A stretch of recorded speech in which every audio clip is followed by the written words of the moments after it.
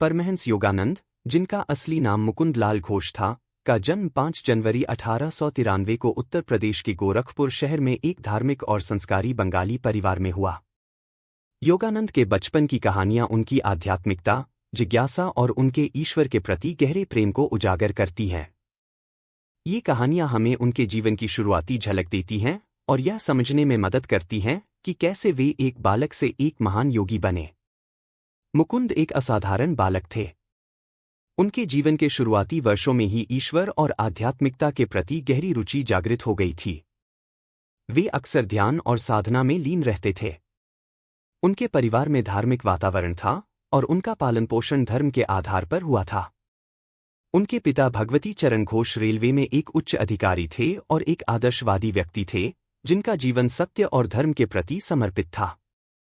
उनकी माता ज्ञान प्रभा देवी भी अत्यंत धार्मिक और प्रेमपूर्ण महिला थीं। परिवार के इस धार्मिक वातावरण ने मुकुंद के बालमन को गहराई से प्रभावित किया। बचपन में मुकुंद ने कई चमत्कारी घटनाओं का अनुभव किया, जो उनकी आध्यात्मिक क्षमता को दर्शाती थी। एक बार उनके घर में आग लग गई थी, लेकिन वे ध्यान की अवस्था में इतनी गहराई से डूबे हुए थे कि उन्हें इसका आभास नहीं हुआ। जब लोगों ने उन्हें इस खतरनाक स्थिति से बाहर निकाला, तब भी वे शांत और निर्भीक रहे। उनकी इस शांत स्थिति ने उनके परिवार को यह विश्वास दिलाया कि मुकुंद कोई साधारण बालक नहीं है। बचपन में ही मुकुंद के मन में एक सच्चे गुरु की तलाश शुरू हो गई थी।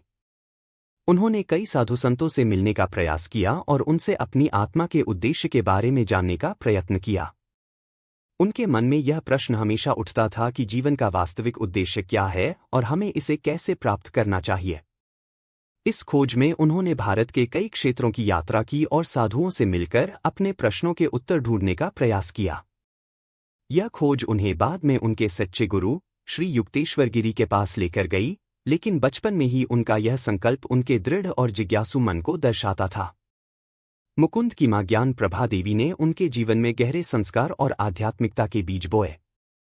वे एक आध्यात्मिक महिला थीं और उन्होंने मुकुंद को सिखाया कि ईश्वर हर जगह मौजूद हैं। एक घटना का उल्लेख है जब मुकुंद अपनी मां के साथ मंदिर में गए थे और उन्होंने मां से पूछा कि ईश्वर कौन है। इस पर उनकी मां ने कहा कि ईश्वर हमारे भीतर हैं और हम उन्हें ध्यान और साधना के माध्यम से पा सकते हैं। इस दिव्य शिक्षा ने मुकुंद के जीवन में गहरी छाप छोड़ी और वे बचपन से ही ईश्वर की खोज में लग गए। बचपन में ही मुकुंद को टेलीपैथी का अनुभव हुआ। एक बार उनके भाई की अचानक तबीयत खराब हो गई और मुकुंद को पहले से ही इसका आभास हो गया था।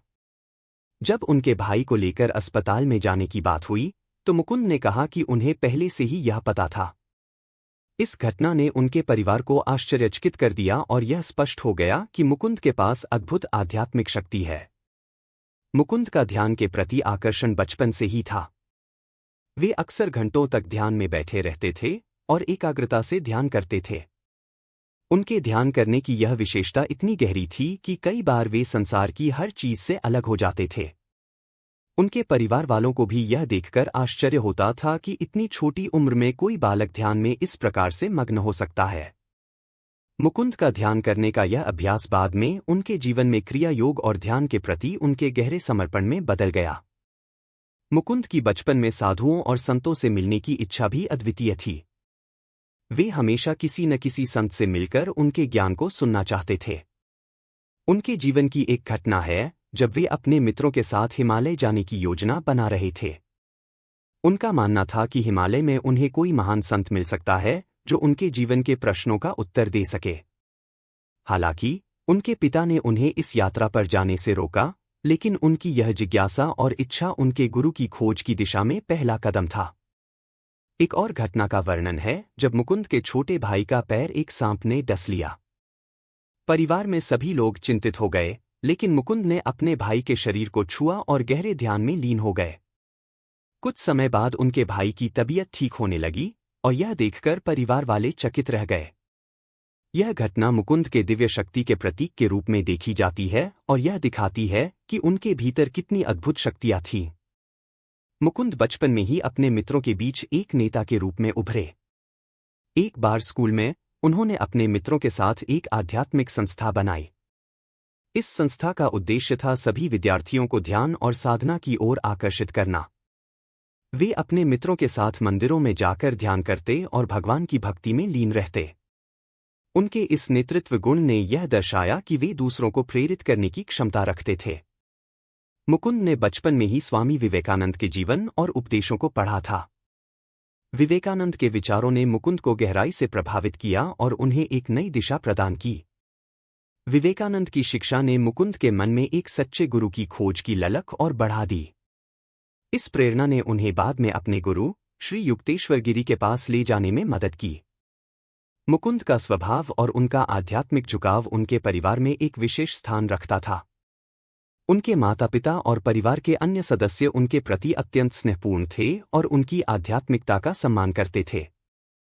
यह प्रेम और समर्थन उन्हें आध्यात्मिक मार्ग पर और आगे बढ़ने के लिए प्रेरित करता था। परमहंस योगानंद का बचपन ऐसी प्रेरणादायक कहानियों से भरा था जो उनके अद्भुत व्यक्तित्व और ईश्वर के प्रति उनके असीम प्रेम को उजागर करती है।